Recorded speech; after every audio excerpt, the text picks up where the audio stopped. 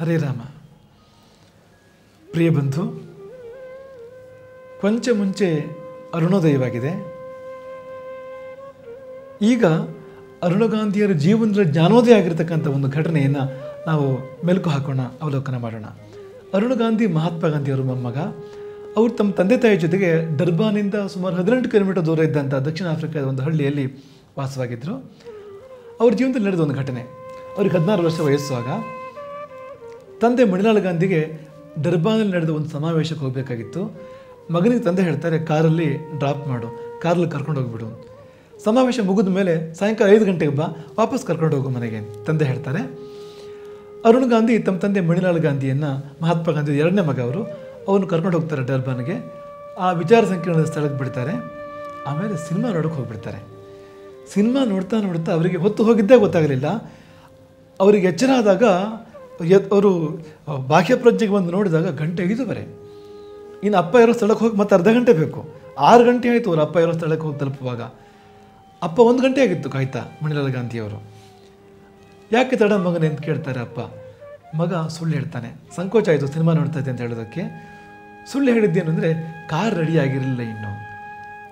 ಆದರೆ ಅಪ್ಪನಿಗೆ ಆಗಲಿ ಗೊತ್ತಿತ್ತು. ಗ್ಯಾರೇಜಿಗೆ ಅಪ್ಪ ಆಗಲೇ ಫೋನ್ ಮಾಡಿ ಆಗಿತ್ತು. ಕಾರ್ ಸಿದ್ಧ ಆಗಿದೆ ಅಂತ ಗೊತ್ತಿತ್ತು ಅಪ್ಪನಿಗೆ. ಮಗ ಸುಳ್ಳು ಹೇಳ್ತಾ ಇದೆ ಅಂತಲೂ ಅರ್ಥ ಆಗಿತ್ತು. ತುಂಬ ನೋವಾಯಿತು. ನೋವಾದರೆ ಆ ನೋವನ್ನು ಮಗನ ಮೇಲೆ ಪ್ರಯೋಗ ಮಾಡಲಿಲ್ಲ ತಂದೆ ಮಣಿಲಾಲ್ ಗಾಂಧಿ. ತಂದೆ ಮಗನಿಗೆ ಹೇಳ್ತಾರೆ, ನೀನು ಸುಳ್ಳು ಹೇಳ್ತಾ ಇದೀಯ ಅಂದರೆ ನಿನ್ನ ಬೆಳೆಸಿದ ಕ್ರಮದಲ್ಲಿ ಏನೋ ದೋಷ ಇದೆ, ಏನೋ ತಪ್ಪಿದೆ ನಂದೇ. ನಾನು ಆತ್ಮಶೋಧನೆ ಮಾಡಬೇಕು, ಆತ್ಮಾವಲೋಕನ ಮಾಡ್ಕೋಬೇಕು, ನಂಗೆ ಸಮಯ ಬೇಕು. ಇವತ್ತು ನಾನು ನಡ್ಕೊಂಡೇ ಹೋಗ್ತೀನಿ ಮನೆಗೆ. ನಡ್ಕೊಂಡೇ ಹೋಗ್ತಾರೆ ಮಣಿಲಾಲ್ ಗಾಂಧಿ. 18 ಮೈಲಿ, ಒಂದು 29 ಕಿಲೋಮೀಟ್ರು.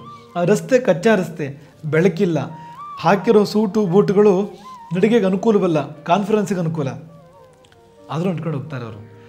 ಅವರು ಹಿಂದೆ ಡ್ರೈವ್ ಮಾಡ್ಕೊಂಡು ಹೋಗಬೇಕಾಯಿತು ಅರುಣ್ ಗಾಂಧಿ. 5:15 ಗಂಟೆ ಕಾಲ. 5:15 ಗಂಟೆಯಲ್ಲಿ ಜ್ಞಾನೋದಯ ಆಯಿತು ಅರುಣ್ ಗಾಂಧಿಗೆ. ಅದೇನು ಅಂದರೆ ಜೀವಮಾನ ಪರ್ಯಂತ ಮತ್ತೊಮ್ಮೆ ಸುಳ್ಳು ಹೇಳಬಾರ್ದು ಅಂತ. ಎಂದೂ ಅರುಣ್ ಗಾಂಧಿ ಸುಳ್ಳು ಹೇಳಲಿಲ್ಲ ಅವ್ರ ಜೀವನದಲ್ಲಿ. ಯಾಕೆಂದರೆ ಅವ್ರ ತಂದೆಯ ನಡವಳಿಕೆ ಅಂತ ಪರಿಣಾಮ ಬೀರುತ್ತೆ ಅವ್ರ ಮೇಲೆ.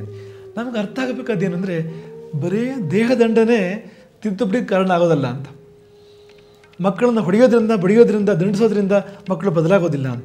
ಏನು ಮಾಡಿದರೆ ಮಕ್ಕಳು ಮನಸ್ಸು ಬದಲಾಗುತ್ತೆ, ಏನು ಮಾಡಿದರೆ ಮಕ್ಕಳಿಗೆ ಅವ್ರ ಮನಸ್ಸು ಅರ್ಥ ಆಗುತ್ತೆ ಮಕ್ಕಳಿಗೆ.